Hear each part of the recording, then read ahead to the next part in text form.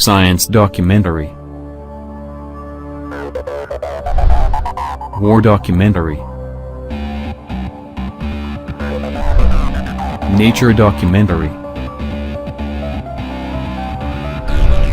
And so much more documentaries in one channel.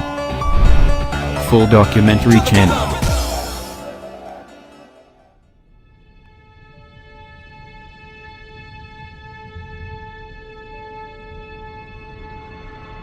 It's an alien landscape where magnetic tornadoes twist upward tens of thousands of miles. Mysterious dark spots, large enough to engulf the Earth, ebb and flow. And violent eruptions shoot tons of charged particles into space at speeds of over 2 million miles per hour. This is not some strange world on the other side of the galaxy. This is our sun. And now, new technologies are allowing us to see it like never before. Satellites are giving investigators new insights into centuries-old mysteries. Whoa, did you see that? Boom, there goes a flare. That is really a quantum leap in solar physics. A continuous eye on the sun. How does our sun work? Where does its power come from?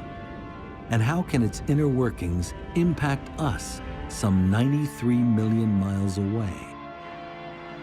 Finding answers has a new urgency.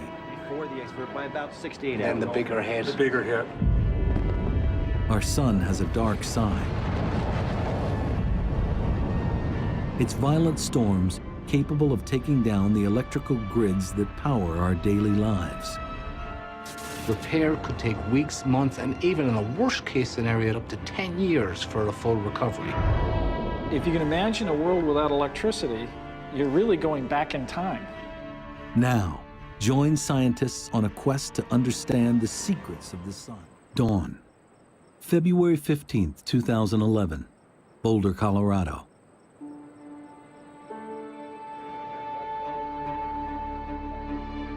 The team at the National Space Weather Prediction Center begins its day as it usually does, carefully watching the surface of the sun. Okay, a 10 centimeter came in today. Although 93 million miles away, forces here can impact Earth in surprising and destructive ways.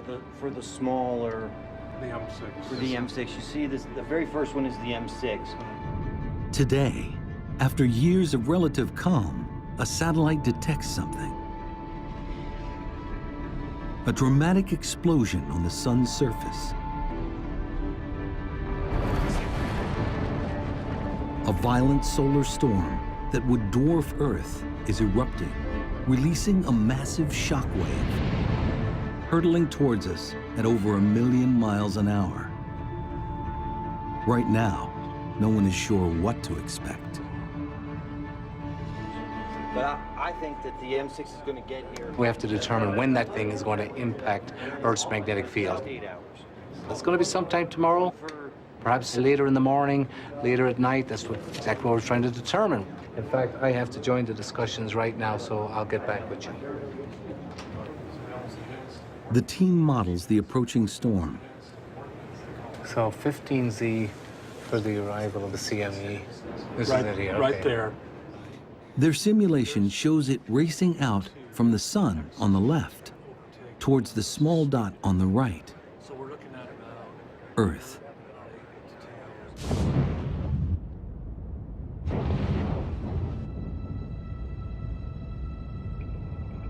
The solar storm carries a 1-2 punch.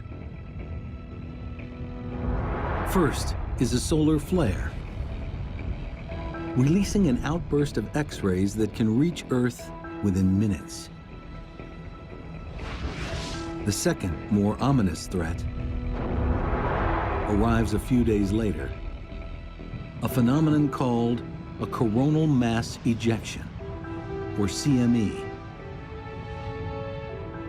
It's a wave of billions of tons of electrically charged particles, seen here in this repeating image as it ripples away from the eye of the storm. Together, they could hit like a cosmic tsunami.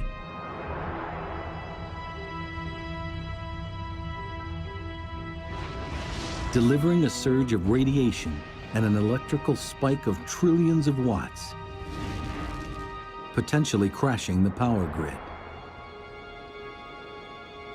Sound far-fetched? In March 1989, in Quebec, Canada, that's exactly what happens. One by one, power stations crash, disabled by the overwhelming power surge caused by a CME wave. In less than 2 minutes, 6 million people are left without power.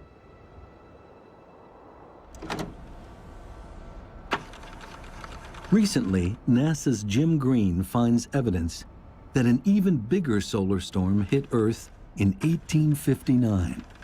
And what we found was the granddaddy of geomagnetic storms, and that was just 150 years ago. If we had a geomagnetic storm of that intensity today, the National Academy suggested that the impact on critical infrastructure could be catastrophic. And the big concern is the electric power grid. The massive electrical surge from a CME wave could overload power lines and melt transformers, blacking out entire cities. Repair could take weeks, months, and even in a worst-case scenario, the National Academy suggested up to 10 years for a full recovery. If that occurred, if you can imagine a world without electricity, you're really going back in time. It's not just the power grid that's at risk. More and more, we rely on technology that could be affected by the sun. Global positioning satellites, long-distance communications, airplane tracking, astronauts in space. Roger, how does it look? So there's an urgency in understanding what it is that the sun is doing, what's it going to do next, and how can we prepare for that and respond to it. Worried or not worried? Well, I would be just a little bit worried, given concern right now. We'll be watching and monitoring it very closely here in the coming days.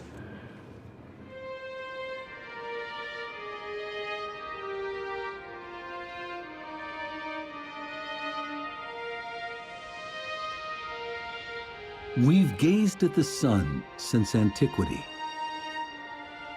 We've worshipped it and built entire cultures around its power.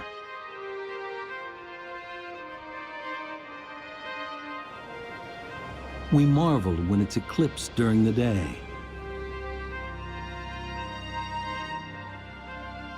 And when its power lights up the night sky with dancing curtains of light, the aurora.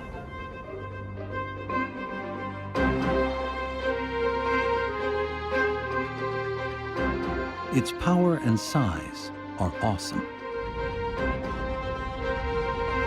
It is so huge, 1 million Earths could fit inside it. Temperatures at its core soar to 27 million degrees Fahrenheit. It's been shining for over 4 billion years, and will do so for at least 4 billion more. Yet for something that has such an overwhelming influence on our lives, the sun is mysterious. How does the energy generated in its core reach us as sunlight? What processes are at work inside the sun? How do these powerful inner workings generate explosive solar storms? These are some of the mysteries scientists must understand to protect us from the sun's darker side. The sun can really surprise us. The sun is elusive, crazy, Complicated. crazy, incredibly dynamic, crazy. With explosive potential.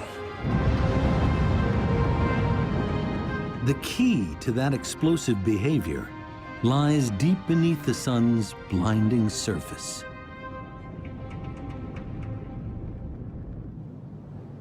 Until recently, seeing inside the sun was impossible. understanding its internal processes a pipe dream. But an accidental discovery changes everything. Until the 1960s, much of solar physics relied on things that were like solar dermatology. It was things that were right at the surface or just skin deep. But as physicists study the sun in more detail, they make a surprising discovery. The surface seems to be vibrating, like ripples on a pond. Initially, they think the vibrations are the result of defective instruments. They couldn't get rid of them. They built better instruments, the ripples were still there. They looked at it for 10 years, and they did conferences, they all talked about it, and they harumphed. But what it turned out to be was just sound waves. It is an astonishing revelation. No one expects that the sun can generate sound waves. It leads scientists to see the sun in a completely new way. Our sun vibrates like a giant pipe organ. But instead of air producing the notes, churning gases deep inside send sound waves rippling through its interior.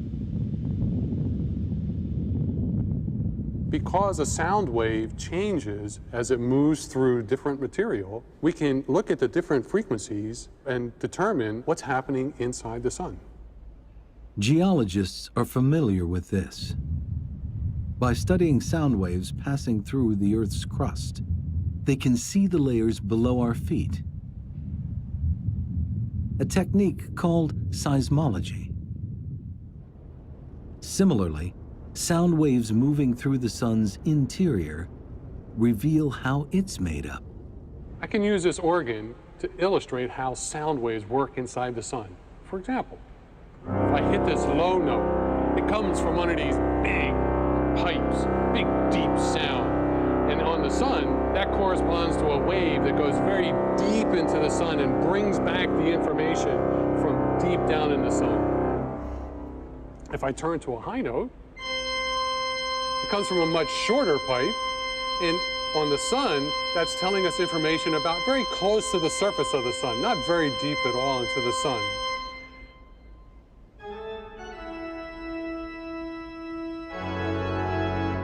There are 10 million different frequencies resonating in the sun.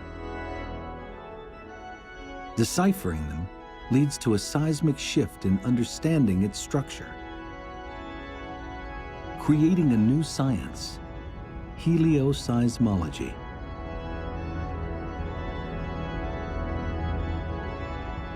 Once the helioseismology came along, we could not only see what the surface was, but we could actually tell what the physical processes were underneath. So by looking inside, we can actually see what the sun is doing. It is a powerful tool to see beneath the sun's surface.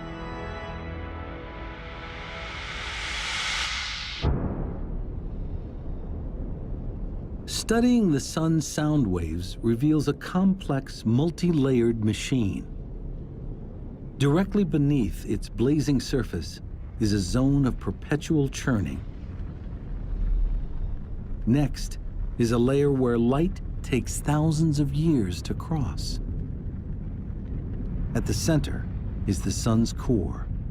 It's the smallest region, but it's over 25 times the diameter of Earth. This is the powerhouse of our star. Everything we experience on Earth, sunlight, heat, and the effects of solar storms, starts here.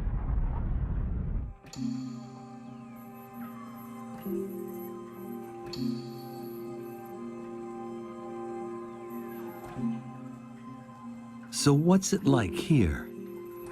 What's the core made of? Well, the sun's a crazy place, right? It's far too hot to be a solid. We know that. Right? Heat it up, it's far too hot to be a liquid.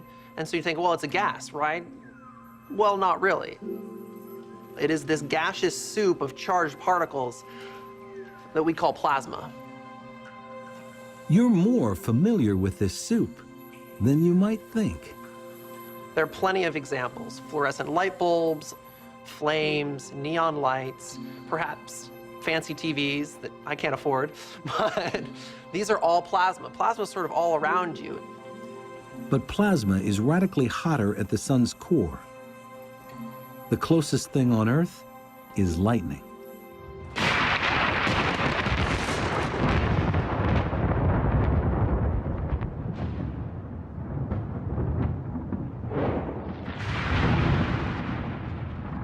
During thunderstorms, electric charges build up, creating lightning bolts that reach tens of thousands of degrees. That's pretty hot, but it's nowhere near as hot as in the core of the sun. So if you're to travel into the core of the sun, the plasma would be 15 million degrees. As the sun formed, hydrogen gas at its heart was crushed under the weight of the material above.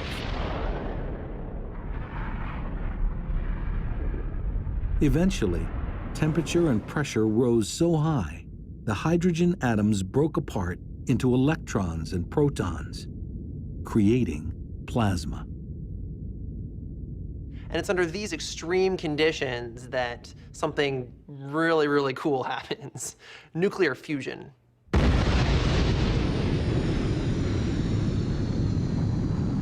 It's the same atomic process inside the hydrogen bomb. Under tremendous pressure, protons in the plasma fuse together, releasing photons, minuscule packets of heat and light. An unimaginable number of photons are made every second, generating the sun's incredible power, some of which reaches us as sunlight.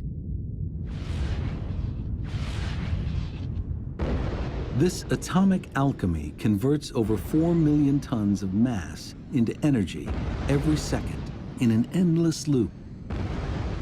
That much mass into energy is the equivalent of 10 billion hydrogen bombs being created every second. The sun does this day in, day out. It's been doing it for 4 billion years, and it's going to continue to do so long after I'm gone.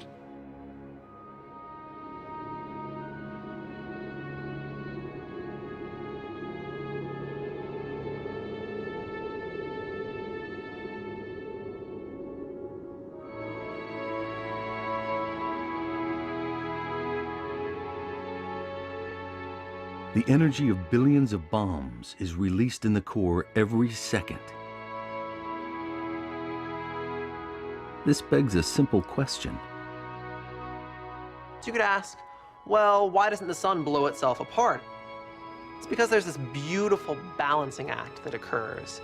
In the core of the sun, you've got this pressure from all of this fusion pushing outwards. And the sun is huge, so you have all this gravitational pressure pushing downwards. And so you've got gravity pushing down, and the sun trying to blow itself apart from the inside, and it is this beautiful balancing act between the two that keeps the sun in one piece.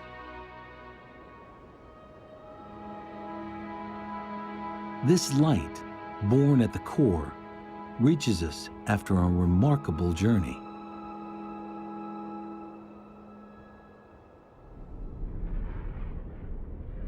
Away from the core, pressure and temperatures drop, and nuclear fusion stops.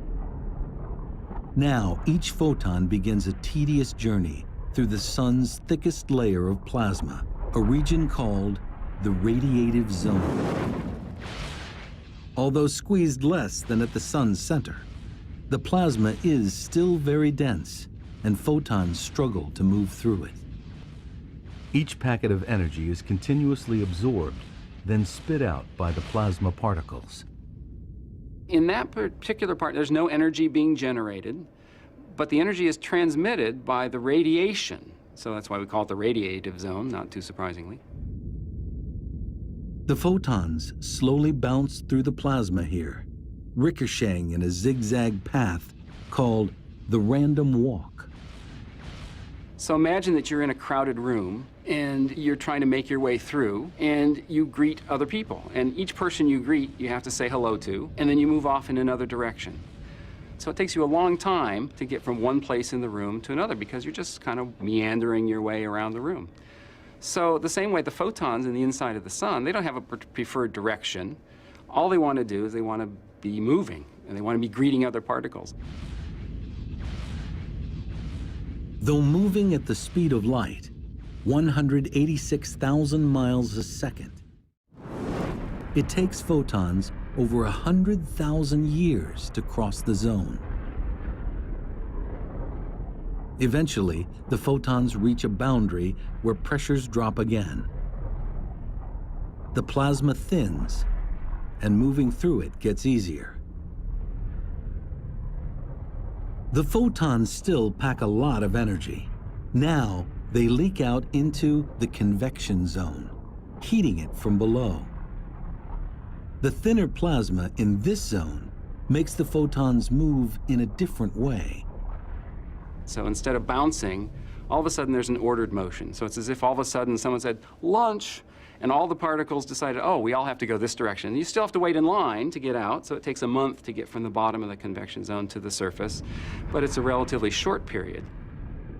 During this short period, heat from the photons sends plasma here into perpetual motion, a maelstrom of churning 125,000 miles thick. Think of it like a massive lava lamp.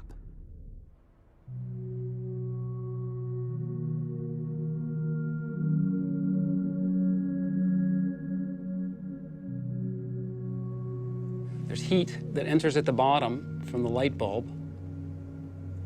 It heats the material, and the blob rises to the surface. When it gets to the top, it cools off. And when it cools, it gets more dense and falls back down.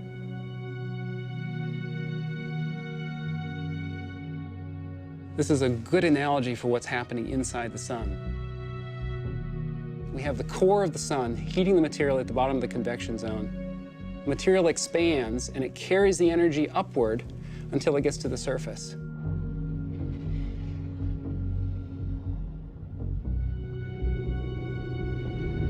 These incredible images reveal convection at the sun's surface, rising and sinking plasma that creates a mesmerizing structure called granulation.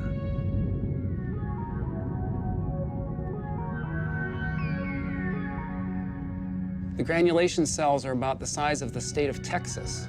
They only last for about 12 minutes, so there's an incredible amount of energy. It's a very dynamic, very chaotic place. And all of the activity is going on the surface of the sun where we can see it. Photons produced at the core finally reach the surface. They emerge as a weakened form of solar energy. This weakened energy reaches Earth in 8 minutes. We know it as sunlight. So 100,000 years, about a month, and then 8 minutes. Once you get to the surface of the sun, it just takes 8 minutes to get to where you can see it. Unimpeded, the trip from the core to the surface would take the photons a matter of seconds. In reality, the sunlight that shines on us today may have been created during the last ice age.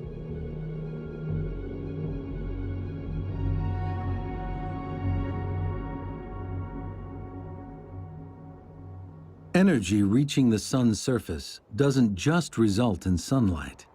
It can also trigger solar storms. Understanding the sun's destructive power requires 24-hour precision surveillance, something that, until recently, was impossible to achieve. 5, 4, go for main engine start. 3, 2, 1, 0. And ignition and liftoff of the Atlas V with the Solar Dynamics Observatory. February 2010. NASA launches its most sophisticated solar satellite yet.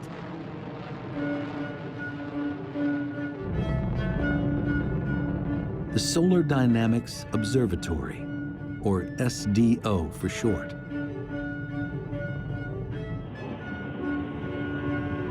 Coming up on Mach 1.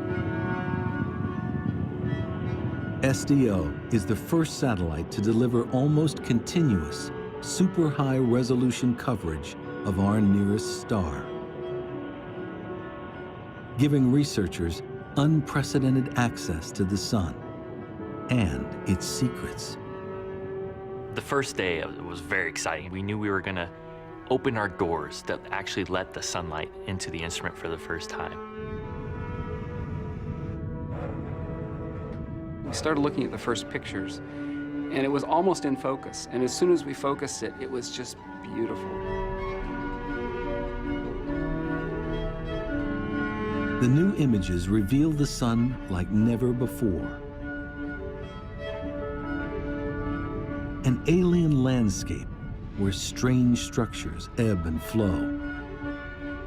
Giant tornadoes, hundreds of thousands of miles high, that could easily engulf the Earth. And superheated bubbles of plasma the size of Alaska. When I look at the pictures, I think they're really beautiful. I'm struck by the dynamics of it. Things are changing all the time, no matter where you look. And I'm also pretty daunted by the complexity of it all. That's not surprising. Previous satellites only revealed a portion of the sun in high resolution. Now, they see it in mind-boggling detail. Now, in order to look at the Solar Dynamics Observatory images that we're bringing in every day, we've built this very special wall, which is 9 high-definition television screens together that can display these images, so that the instrument and the display system together are an entirely new way of looking at the sun. We can see all the details of what is going on, and that is really a quantum leap in solar physics. Being able to see all of that all the time, a continuous eye on the sun.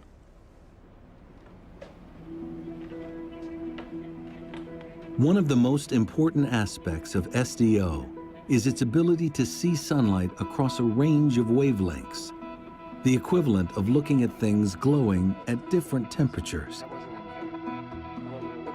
Our eyes are most sensitive to sunlight glowing at around 10,000 degrees Fahrenheit. At this temperature, the sun's surface looks almost featureless. But at hotter wavelengths, normally invisible, a far more dynamic picture emerges. The February 15, 2011 storm is a perfect example. In this repeating image, at around 90,000 degrees Fahrenheit, SDO captures just a ghostly trace of the CME wave. But at just over 1,000,000 degrees, the superhot plasma rippling away from the eye of the storm is much clearer. This allows researchers to see coronal mass ejection waves evolving across the entire sun. This is an absolutely amazing time for solar physics because of these beautiful high-resolution images that allow us to understand better the physics behind what's going on when solar storms erupt.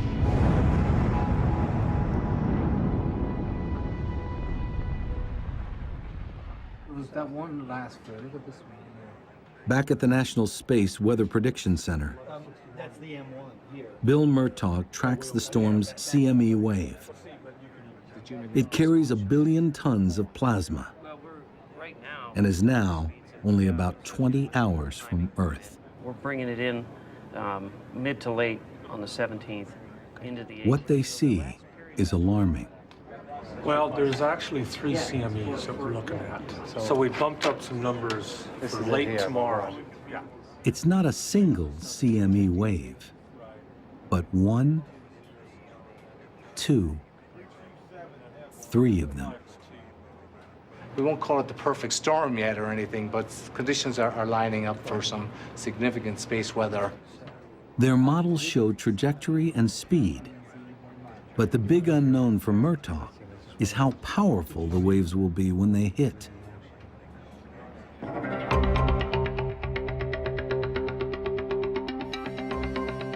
The answer lies in a force that governs the sun: magnetism. We're all familiar with magnets, They produce an invisible force that pushes and pulls on charged particles. In fact, Earth has a magnetic field that protects us against threats from the sun.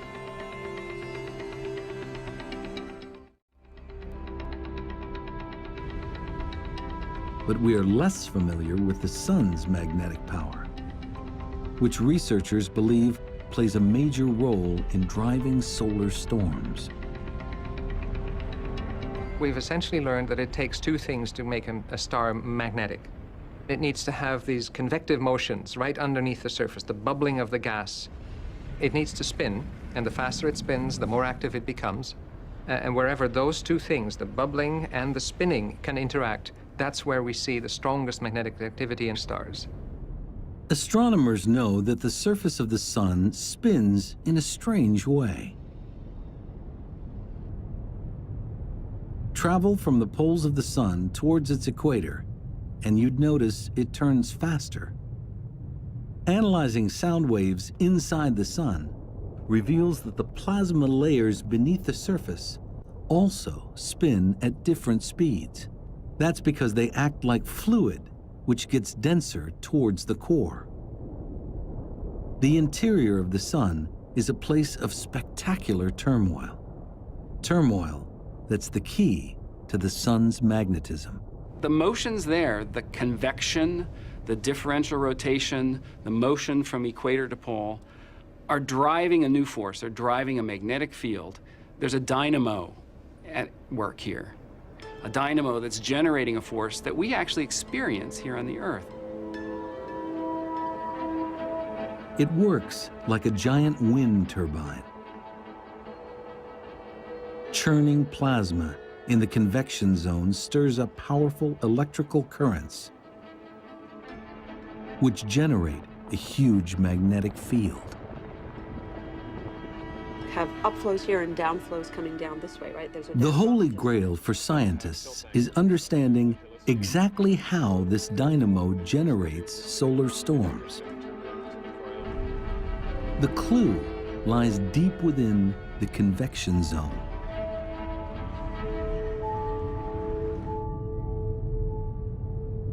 Magnetic field lines normally run from pole to pole. But with all the turmoil in the convection zone, that pattern can't last. Rotating layers stretch them horizontally. Convection twists and braids them. Under immense strain, they begin to kink upwards towards the surface. Imagine this spring is a magnetic field line. The magnetic field inside the sun is amplified, is strengthened by the rotating motions and the shearing motions and the churning motions inside the sun. It wants to expand upwards, and it does, until it pokes out through the surface of the sun. Tracking invisible field lines is normally impossible. But plasma plays a critical role. Even though the magnetic field lines themselves are invisible, the plasma, which is heated and hot, can light up along these paths. In maybe the same way, you could think of a highway, and at night you wouldn't see the highway at all, but with the cars with their headlights on, you'd see the path of the highway. Watching field lines is critical to understanding solar storms.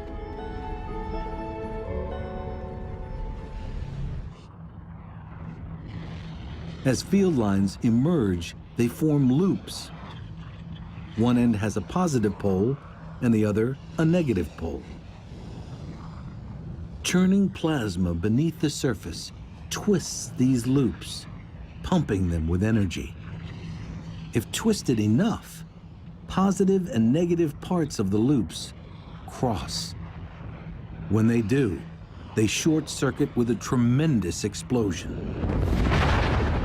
The energy released heats the plasma to millions of degrees, resulting in a spectacular solar flare.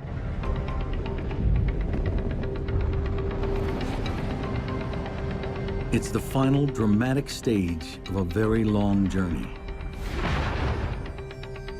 Photons formed in the core make their way to the surface. Some pass directly into space as sunlight. But in the process, that surging energy disturbs the convection zone, generating a magnetic field. The field lines wind up to the point that it explodes in a solar flare.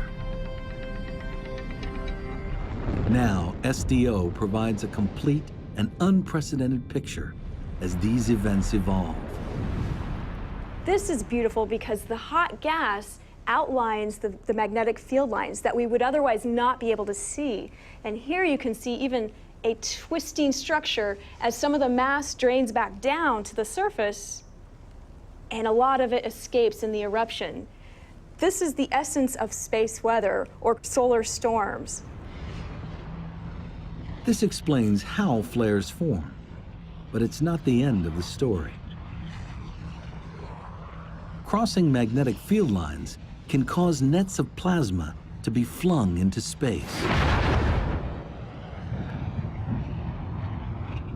This is a coronal mass ejection, a CME wave.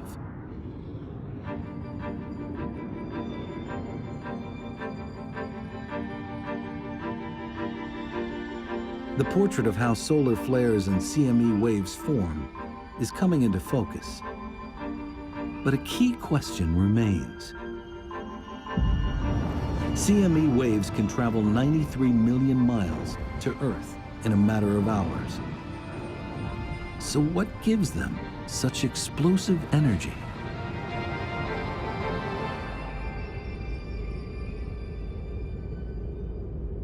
Part of the answer is hidden here in the sun's atmosphere, the corona.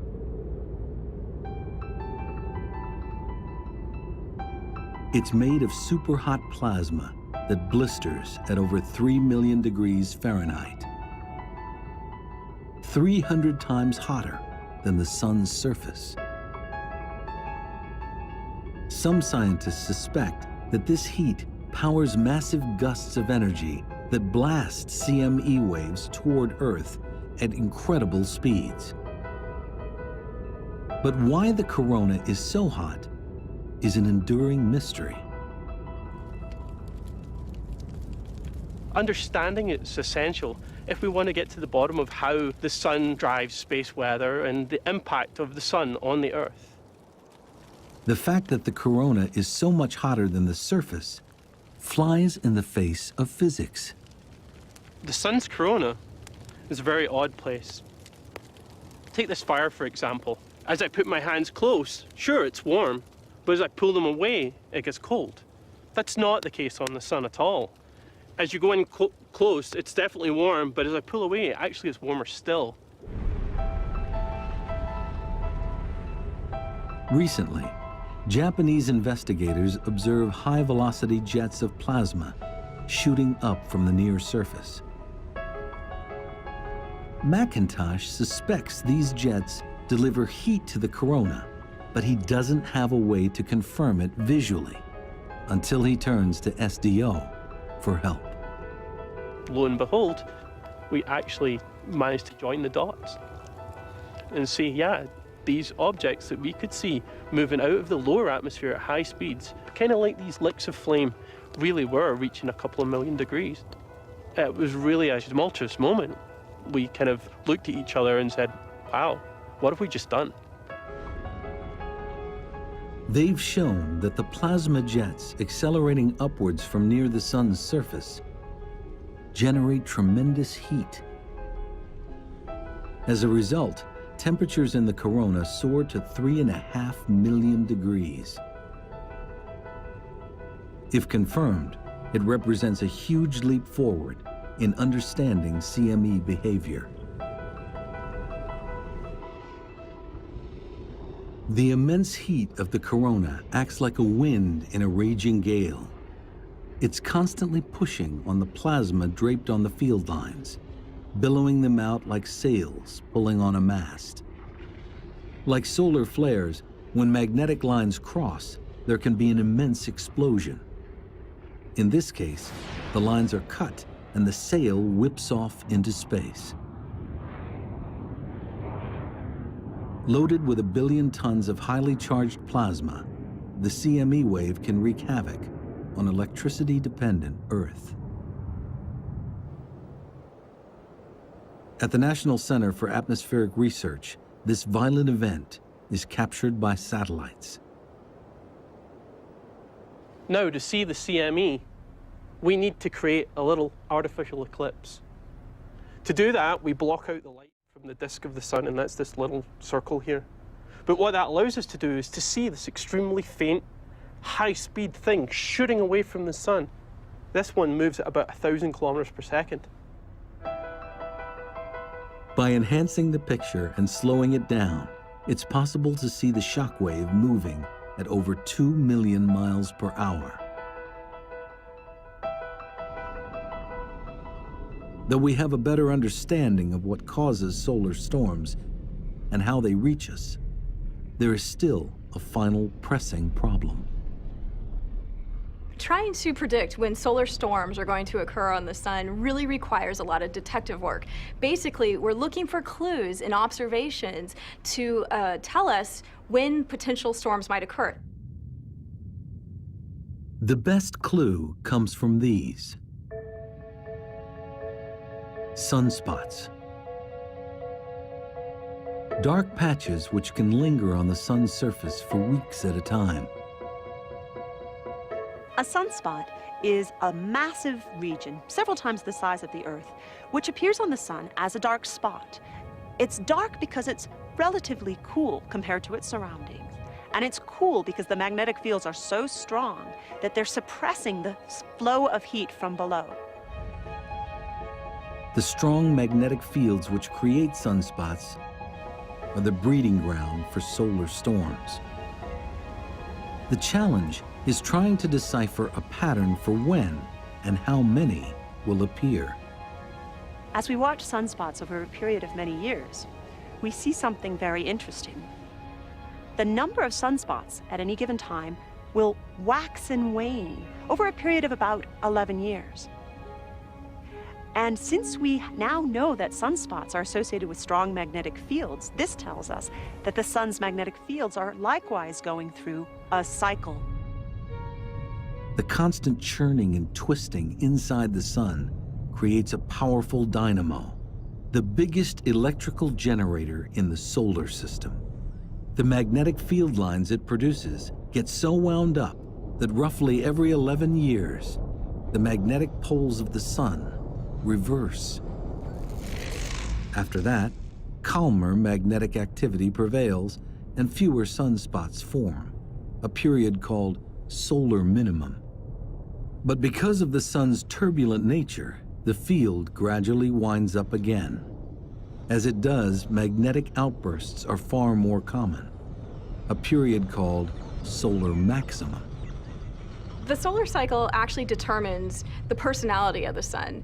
During solar maximum, it can get very angry and it can throw off solar storms that are sometimes directed at the Earth.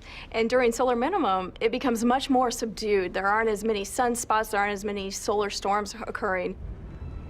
The activity cycle basically determines how the sun is going to act. Prior to the solar storm of February 15th, 2011, things were pretty quiet on the sun. But that outburst marks an ominous turning point. The sun's magnetic activity is winding up again as it heads towards solar max. Just a few days ago, Bill Murtaugh and the team at the Space Weather Prediction Center witnessed the turn. Arrival of the X2 and the M6, if it comes in with any geoeffectiveness, between 12 and 1800. So that's what we're seeing. It's now time to let the world know what it might expect. Nothing higher than In the next couple of minutes here, we're going to have to make a decision and make the prediction that this coronal mass ejection is going to arrive at whatever time tomorrow, and the geomagnetic storm will ensue, of course, once it arrives. With the event we had... Murtaugh knows that the severity of the storm depends mainly on two things: how strong the CME's magnetic field is, and at what angle it hits Earth's own magnetic field. CME waves approach Earth like a slowly rotating shield. One end is positively charged, the other negative. With magnetism, opposites attract, and like poles repel. If the wave's positive pole lines up with the Earth's positive pole, most of the power of the storm will be repulsed. But if opposite poles line up, the plasma the waves are carrying will hit with full force. Did you say it came in at 115? 114. Murtaugh makes his final assessment only hours before impact. It could be larger, more complicated, typically, than just your single coronal mass ejection. I think we nailed the forecast. Okay. I'd like to think so. According to the observations, the CME wave will be repelled. We don't expect it to be too strong. We'll see moderate storming levels, which is good enough to produce some aurora borealis down in the United States, down along the Canadian border, northern tier states, and it will cause some minor problems to the power grid and whatnot. Space weather for the next 24 hours is expected to be minor. Radio blackouts reaching the R1 level are expected. This time, we dodged a bullet. But disturbing evidence suggests the Earth will not always be so lucky.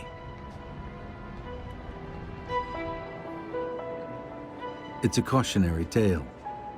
NASA's Jim Green discovered it while researching a book on the American Civil War at the Library of Congress. Green found news accounts from 1859, which caught his eye. I would run across articles about aurora, fabulous aurora, and this really piqued my interest because it's in my field. It seemed as though the armies of heaven were engaged in terrific, though noiseless, conflict. This terrific aspect soon subsided into a more beautiful and brilliant appearance, a few of which I can only refer to. The reports tell of auroras so bright, miners in Colorado wake up and go to work thinking it is dawn. Other accounts tell of a more harmful impact on the lone electrical system of the day, the telegraph. One, for instance, because of the induced current on their system, overheated the battery and started a fire, nearly burnt down the telegraph office. Another operator was burnt so badly he ended up into the hospital. Green uncovers numerous reports of auroras seen not only across the United States, but around the world. The evidence is clear. Earth was struck by a superstorm in 1859, the result of two massive CME waves. Those two storms were not only enormous, but they happened one right after the other. No one alive has seen anything like it. On the day before the waves hit, a British astronomer observes a giant sunspot group light up with two massive flares. The second CME wave hit 18 hours later, allowing Green to calculate its speed, 5 million miles an hour, plowing into Earth at almost 4 times the speed of the February 15, 2011 CME waves. Using the various reports, Green is able to reconstruct the 1859 storm. The accounts suggest that the poles of the CME waves were aligned, and instead of being repulsed, the waves hit with full power.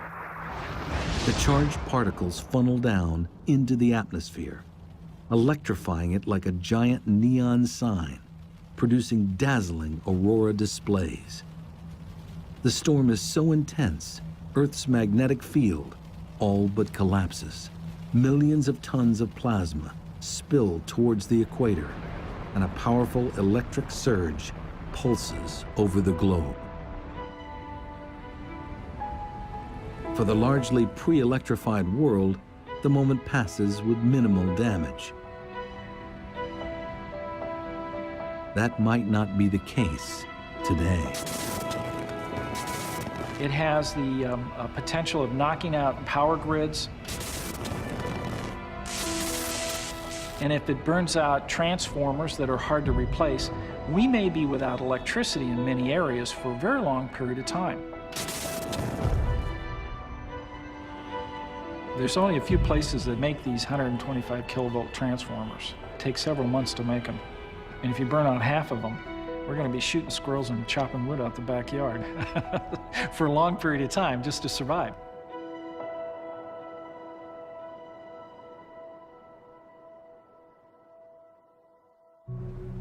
Everything grows, building up. but the 3Ds really...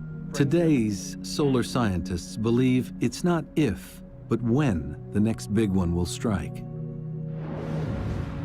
With the next solar maximum due in 2013, it begs an all-important question. Can we predict when the next solar storm will hit? No. Maybe. No. Maybe. No. Maybe. And the reason why is we've learned so much about the sun. We're getting better at it, but we have a long way to go. And the more we look at some of these historic events, the more we get a deeper appreciation for what we need to know. Today, we see the sun better than ever before. We're beginning to understand it from the inside out. But its unpredictable personality means there will always be uncertainty when living with a star.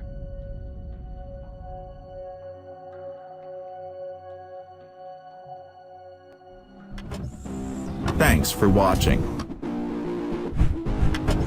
Subscribe for more full documentary videos.